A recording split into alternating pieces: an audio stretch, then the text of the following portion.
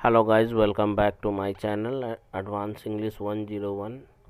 आज की इस वीडियो में हम लोग 10 एडवांस स्ट्रक्चर्स को सीखने जा रहे हैं, जिसमें लॉन्ग एंड शॉर्ट दोनों सेंटेंसेस को सीखेंगे ताकि स्पोकन प्रैक्टिस के लिए आसान हो। पहला हमारा आज का स्ट्रक्चर होगा it's okay even if late but से, जिसका मतलब होता है देर से ही सही। उसके बाद हमारा कंप्लीट सेंटेंस होगा देर से ही सही, पर कल तुम मेरे घर आना ज़रूर। It's okay even if late but you must come to my home tomorrow. देर से ही सही, पर उसने लोगों से अंग्रेज़ी में बात करना शुरू कर दिया है। It's okay even if late but he has started talking to the people in English. It's okay even if late, but he has started talking to the people in English.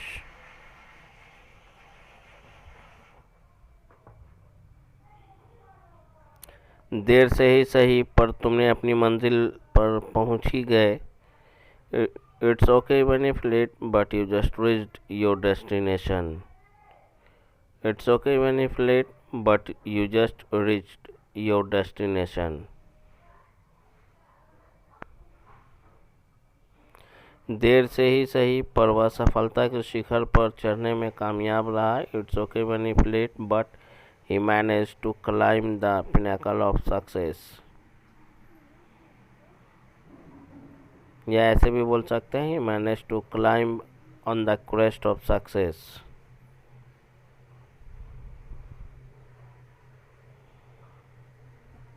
देर से ही सही, पर उसने इस घर को छोड़ने के लिए हाँ तो बोला। It's okay even if late, but he said yes to leave this house. It's okay even if late, but he said yes to leave this house.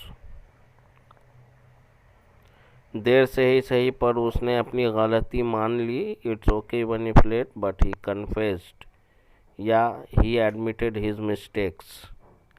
ऐसा भी बोल सकते हैं, but he admitted his mistakes। Admit mistake का मतलब होता है गलती स्वीकार करना। देर से ही सही, पर आज तुमने मुझे माफ़ कर दिया। It's okay even if late but today you forgive me. Forgive का सेकेंड फॉर्म यहाँ पे यूज हुआ है, फॉरगिव। देर से ही सही, पर उसने अपनी पसंद की लड़की के साथ शादी करके अपना घर बसा लिया। It's okay even if late but, या ऐसे बोल सकते हैं, even though late he settled down his house after getting married the girl of his own choice. It's okay even if late, he settled down his house after getting married the girl of his own choice. अगला topic है how do you find, जिसका मतलब होता है कि आपको कैसा लगता है। हाउ डिड यू फाइंड, आपको कैसा लगा या तुम्हें कैसा लगा। आपको मेरा नया घर कैसा लगा। How did you find my new house. How did you find my new house. आपको मेरा बेटा कैसा लगा। How did you find my son. How did you find my son. आपको मेरी बेटी कैसी लगती है। How do you find my daughter. How do you find my daughter.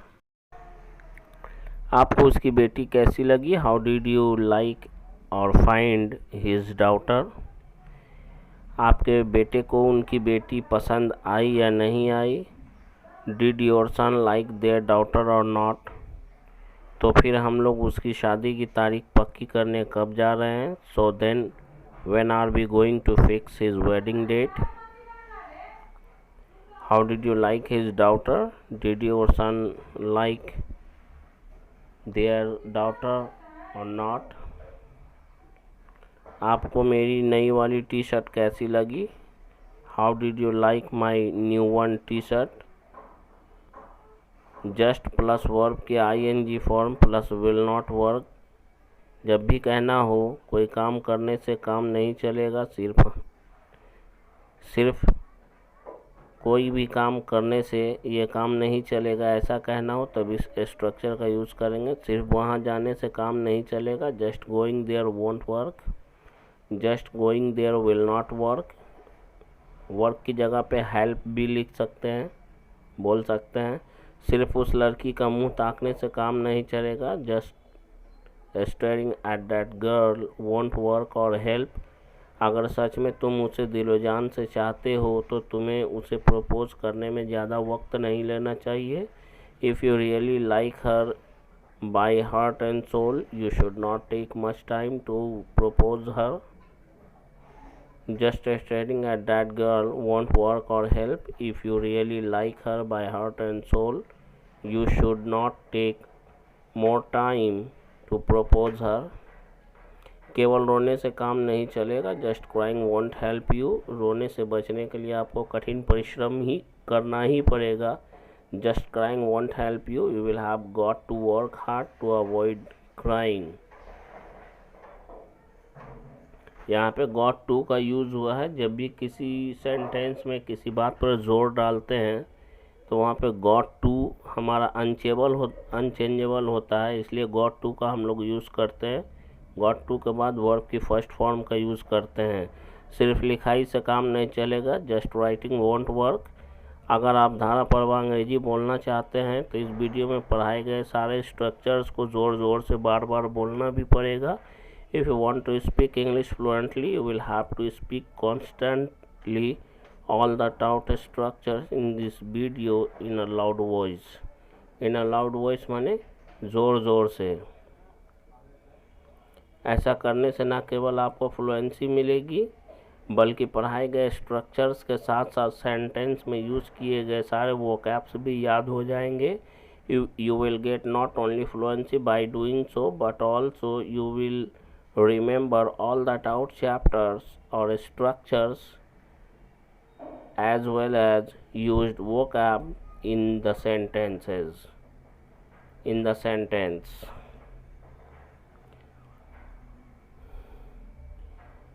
you will get not only fluency by doing so, but also you will remember all the taught structures as well as all used vocabs in the sentence.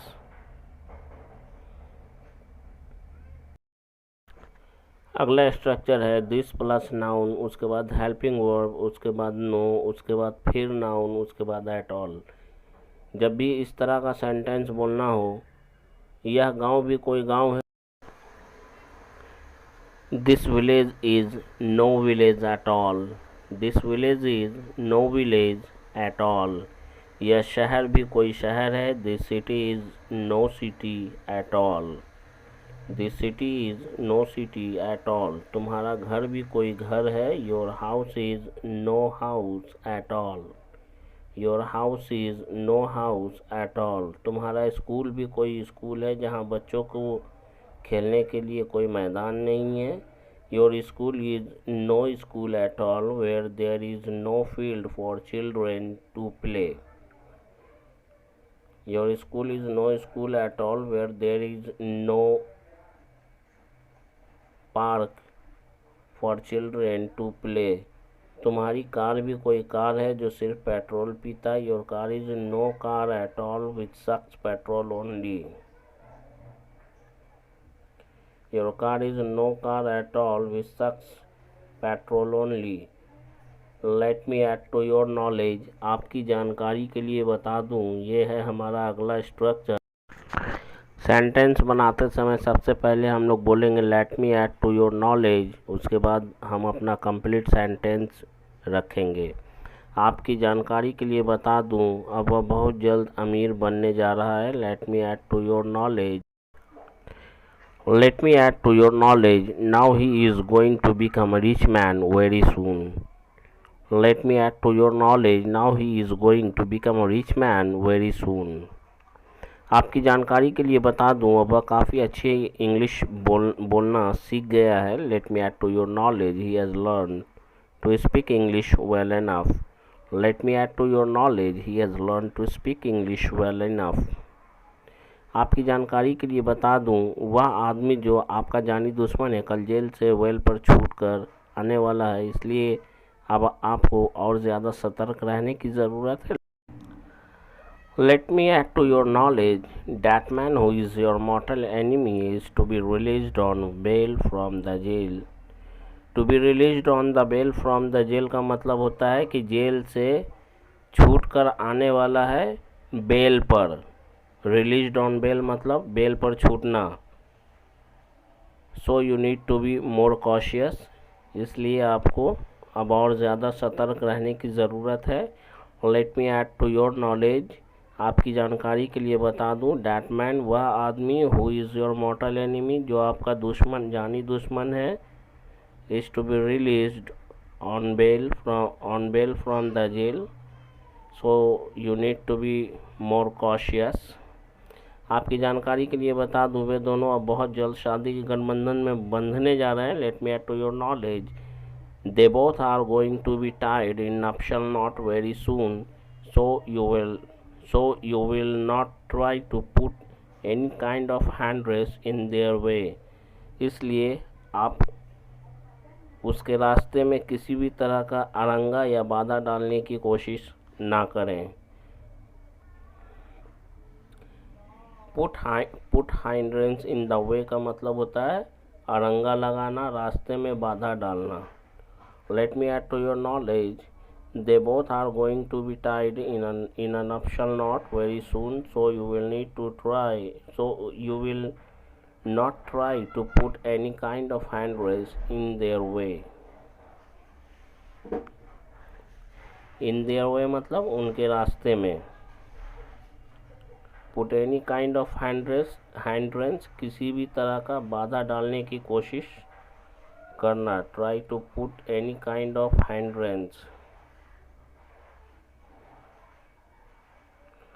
आपकी जानकारी के लिए बता दूं, आपका बेटा शादी के बाद बहुत बदल गया। Let me add to your knowledge, your son has change a lot after marriage and not only this, और इतना ही नहीं, he doesn't recognise even his crony, यहाँ तक कि वह अपने लंगोटिया यार तक को नहीं पहचानता है। क्रॉनी का मतलब होता है बचपन का दोस्त, लंगोटिया यार।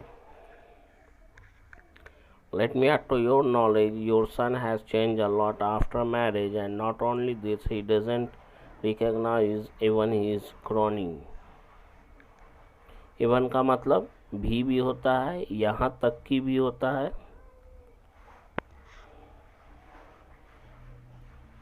सेंटेंस के सेंस को समझना सीखें।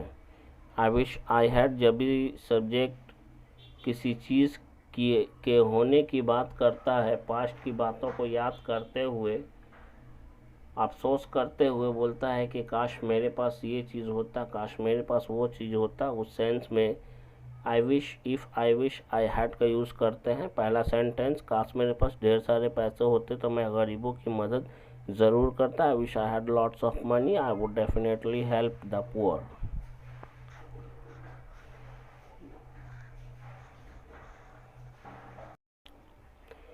काश मेरे पास कुछ नए कपड़े होते तो आज तुम्हारे साथ मैं भी उस पार्टी में ज़रूर जाता। I wish I had some new clothes, I would also certainly go to that party with you. काश मेरे पास तुम्हें देने के लिए कुछ पैसे होते। I wish I had some money to give you. I wish I had some money to give you.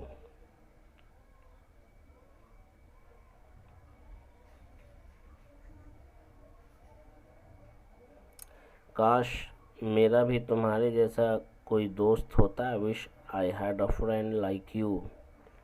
I wish I had a friend like you. काश इस दुनिया में मेरा भी कोई अपना होता। I wish I had someone my own in this world.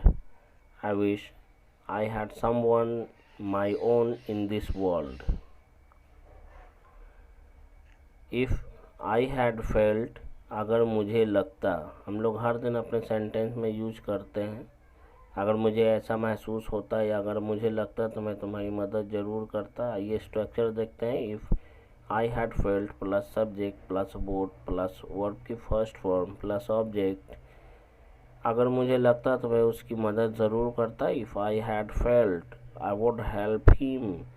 अगर मुझे ऐसा महसूस होता, ये कहने का सेंस, अगर मुझे ऐसा महसूस होता तो मैं उसकी मदद ज़रूर करता या मैं उसकी मदद करता। अगर तुम्हें लगता तो तुम भी उसके साथ वहाँ ज़रूर जाते, या अगर तुम्हें ऐसा एहसास होता तो तुम भी उसके साथ ज़रूर जाते। If you had felt you would surely go there with him. अगर तुम्हें ऐसा महसूस होता कि उससे मेरा मिलना ज़रूरी है तो मैं उसे मिलने वहाँ ज़रूर जाता। If I had felt that it was necessary for me to meet him, I would definitely go there to meet him. अगर आपको लगता कि उसका मैरिज पार्टी अटेंड करना ज़रूरी था तो उस पार्टी को ज़रूर अटेंड करते। If you had felt that it was necessary for you to attend his marriage party, you would definitely attend that party. सीम और सीम्स, लगता है। सीम और सीम्स, जब भी कहना हो कि ऐसा लगता है या लगता है, तब उस सेंस में हम लोग इस स्ट्रक्चर का यूज़ करेंगे। लगता है वह लड़का पागल है, या ऐसा लगता है वह लड़का पागल है, या वह पागल लगता है। He seems to be mad, ये सीम का एडवांस स्ट्रक्चर में से एक है। ध्यान रखें, सीम के एडवांस स्ट्रक्चर्स में से एक है ये। ऐसा लगता है वह एक टीचर है। He seems to be a teacher. यहाँ सीम्स इसलिए हुआ क्योंकि ही हमारा सिंगुलर है। ऐसा लगता है यहाँ आसपास में कोई पागल खाना है। There seems to be asylum near by here, या इट सीम्स से भी बना सकते हैं। There seems to be asylum near by here. यहाँ एम्बुलेंस सायरन की आवाज़ गूंजती रहती है, यहाँ आसपास में कोई बड़ा अस्पताल है।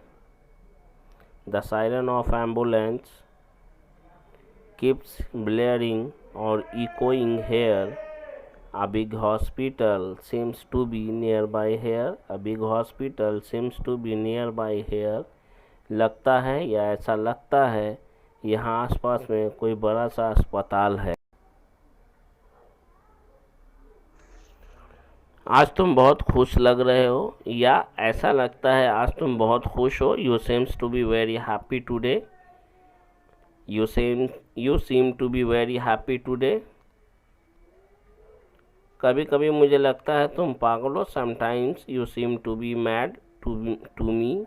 Sometimes you seem to be mad to me.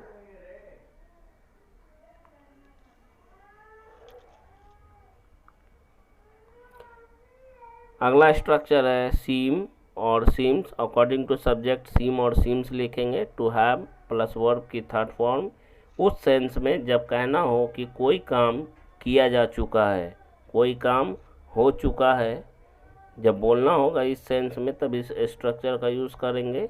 लगता है आज तुमने अपना काम बहुत पहले पूरा कर लिया है। You seems to have completed your work much earlier today. You seem to have completed your work much earlier today. लगता है तुम जेल जा चुके हो। You seem to have gone or you seem to have been to jail. Gone या been का use करेंगे यहाँ पे। लगता है उसने शादी कर लिया है। He seems to have got married. He seems to have got married. लगता है तुमने शाहरुख खान की नई मूवी देख लिया है जो कल ही रिलीज़ हुई। You seem to have watched Shah Rukh Khan's new movie that was released yesterday only. Yeah, that was released on yesterday only.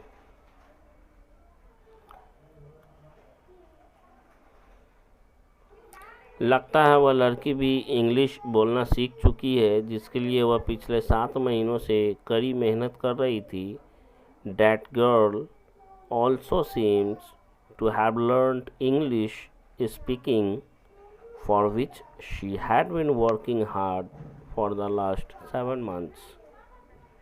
That girl also seems to have learned English speaking, for which she had been working hard for the last 7 months.